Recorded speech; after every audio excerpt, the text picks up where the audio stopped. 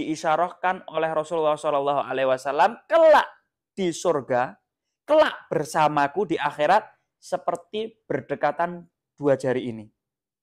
Anda bayangkan, ini tidak ada 1 meter, saudara.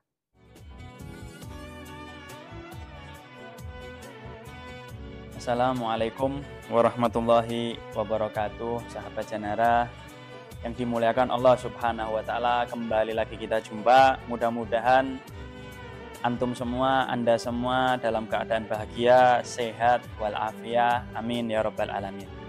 Kali ini kita akan membahas tentang yatim, karena identiknya sebentar lagi itu kita akan menginjak bulan Muharram, dan identiknya di 10 Muharram itu adalah ada beberapa daripada kita itu mengadakan acara yatiman.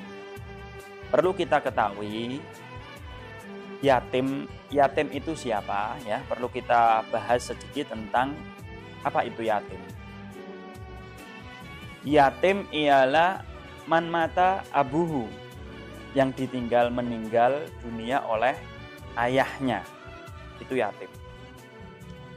Kalau ditinggal meninggal oleh ibunya, itu bukan yatim.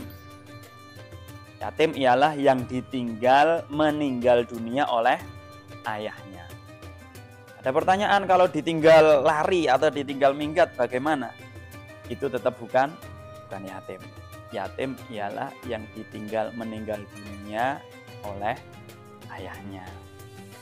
Nah, di dalam bulan Muharram ini ada dikhususkan perhatian khusus untuk yatim ketika tanggal 10 Muharram. Sebetulnya rahmat atau kasih sayang kita terhadap yatim ini harusnya bukan cuman di bulan Syura atau bulan Muharram aja, tapi setiap saat, setiap hari, setiap menit, setiap detik kita itu dianjurkan untuk rahmat, untuk sayang, untuk cinta terhadap yatim. Nah, karena mudah-mudahan kita semua yang mendengarkan di sini offline maupun online akan diberi oleh Allah Subhanahu wa Ta'ala hadiah rasa cinta, rasa kasih sayang di dalam hati kita, sehingga hati kita tumbuh cinta terhadap anak-anak yatim. Amin amin ya rabbal alamin. Hadirin yang dimuliakan oleh Allah Subhanahu wa Ta'ala, ketahuilah Nabi Muhammad SAW, nabinya kita, nabi yang paling mulia, nabi yang paling agung, nabi yang paling rahmat, nabi yang paling cinta, itu dulunya yatim. Makanya kelak di akhirat yang menjadi pemimpin anak-anak yatim ialah baginda besar Nabi Muhammad SAW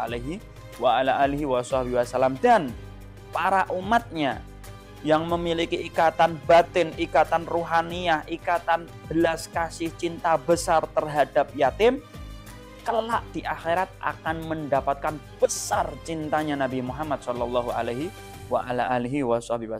Makanya ini momentum yang sangat penting dan sangat mulia dan sangat besar sekali agar kita bisa menjadi orang yang terdekatnya Nabi Muhammad.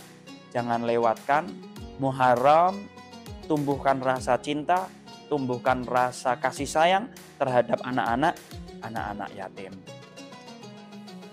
Hadirin yang dimuliakan Allah Subhanahu wa Ta'ala, karena orang-orang yang memperhatikan anak-anak yatim itu diperhatikan khusus oleh Rasulullah SAW. Pernah Nabiullah Muhammad SAW bersabda, "Ana wa kafil yatim hakada." Nabi Muhammad sambil mengisyarahkan tangannya 2 seperti ini, hakada. Ada riwayat lain yang bilang ana wa kafil yatim kahaatain.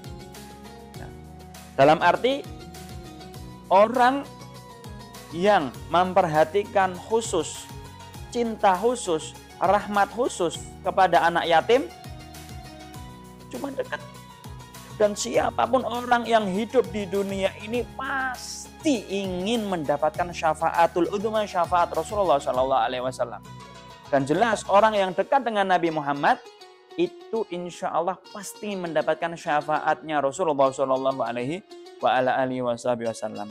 Kalau Anda semua ingin berdekatan dengan Rasulullah sallallahu alaihi wasallam, tumbuhkan rasa cinta, rasa belas kasih, rasa rahmat di hatimu kepada anak-anak yatim. Pak, insya Allah ketika kita sudah memperhatikan anak yatim, kita akan diperhatikan oleh Rasulullah sallallahu alaihi wasallam. Ketika kita sudah diperhatikan oleh Rasulullah, pasti kita diperhatikan oleh Allah Subhanahu wa taala. Hadirin yang dimuliakan Allah Subhanahu wa taala, para sahabat yang mengenal Allah, sahabat ini adalah derajat tertinggi setelah Nabi.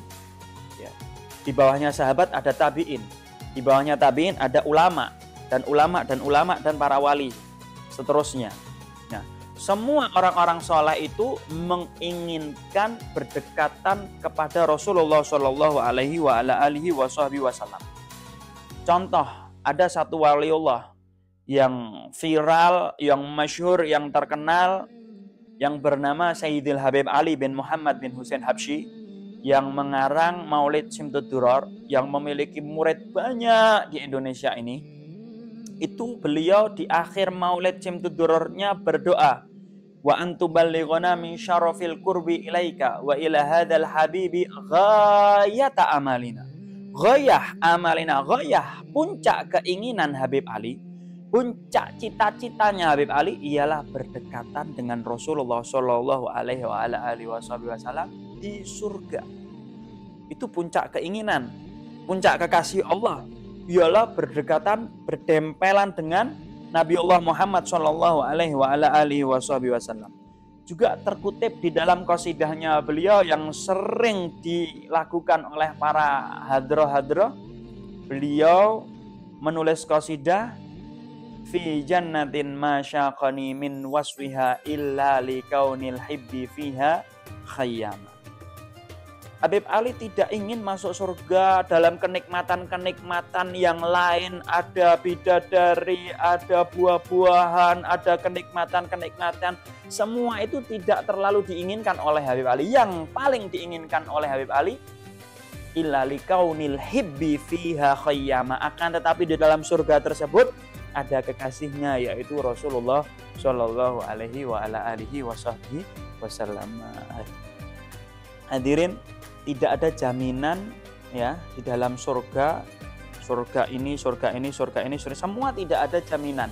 Nabi-nabi yang lain itu pun tidak ada jaminan mau di dalam surga yang mana. Ya, mau di dalam surga yang mana.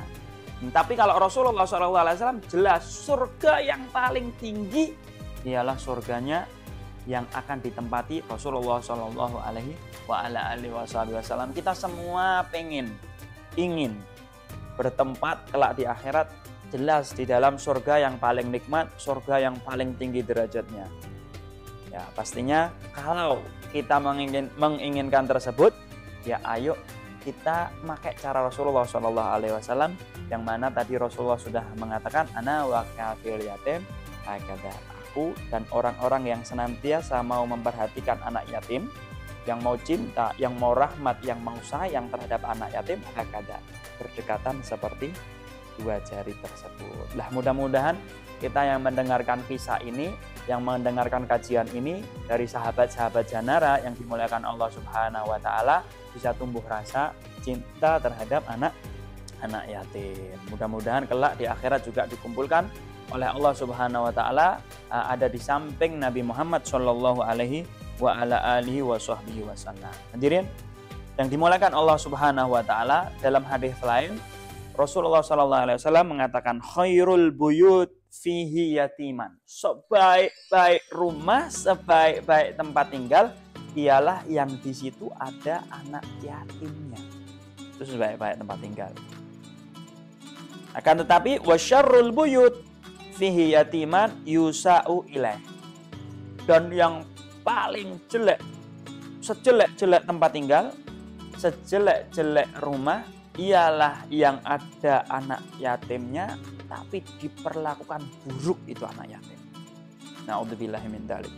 Tidak dihormati, diperlakukan secara kasar, diperlakukan secara kejam, dan ini banyak, cukup banyak di golongan kita cukup banyak.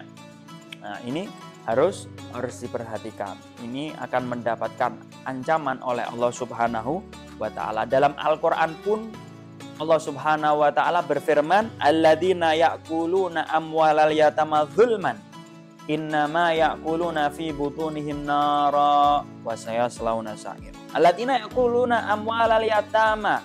Siapa daripada orang-orang yang memakan harta anak yatim secara zulma, secara zalim. Maksudnya apa?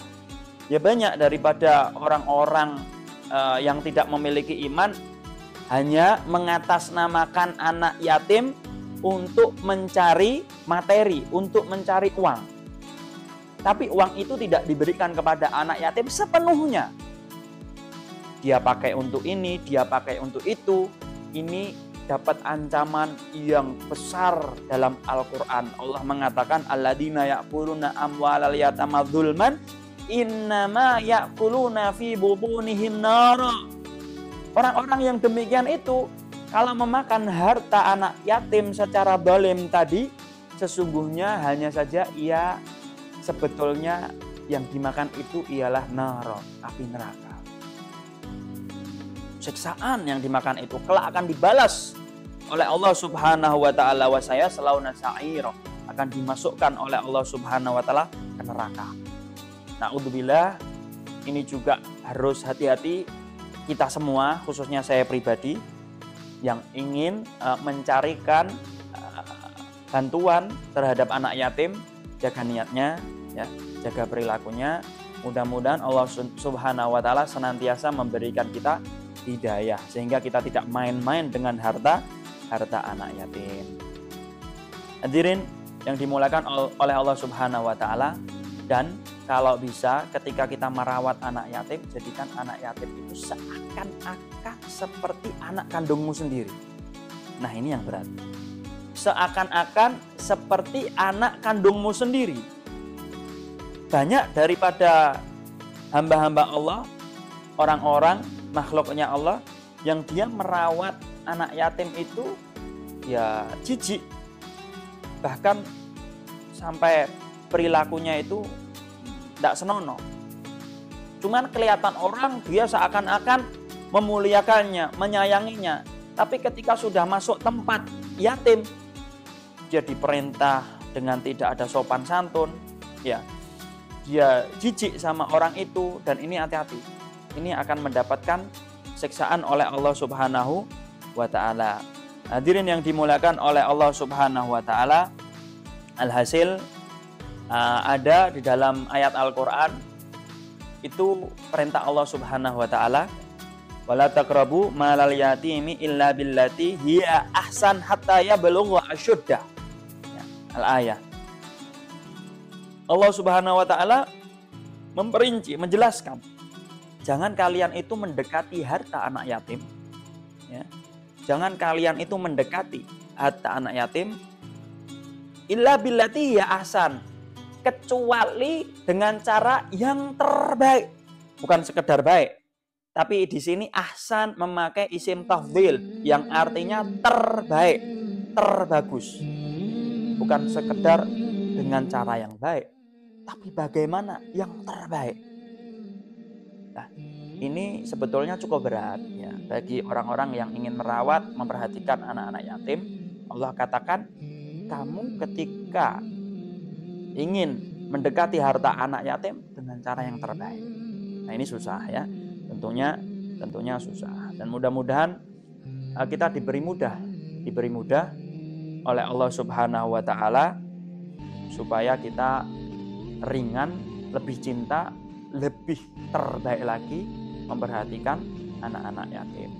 Nah, cukup demikian. Insya Allah pertemuan ini membuahkan hasil yang diridhai Allah Subhanahu wa taala, membuahkan hasil yang membuat hati kita semakin cinta terhadap anak yatim. Otomatis kalau kita cinta terhadap anak yatim, kita juga dicintai oleh Rasulullah. Ketika kita dicintai oleh Rasulullah, pasti kita dicintai oleh Allah Subhanahu wa taala. Nah, sahabat Janara yang dimuliakan Allah Subhanahu wa taala, ketika ada yang ganjel ingin dipertanyakan, silahkan tulis di kolom komentar. Insya Allah tidak lama kami akan menjawabnya, insya Allah dengan berkah dan dengan ridho Allah Subhanahu wa Ta'ala. Amin amin ya rabbal alamin. Mudah-mudahan Anda yang menonton ini offline maupun online, insya Allah panjang umur, sehat walafiat, dan lancar rezeki, qabul hajat, insya Allah. Amin ya rabbal alamin. Wabillahi taufik wal hidayah. Wassalamualaikum warahmatullahi wabarakatuh.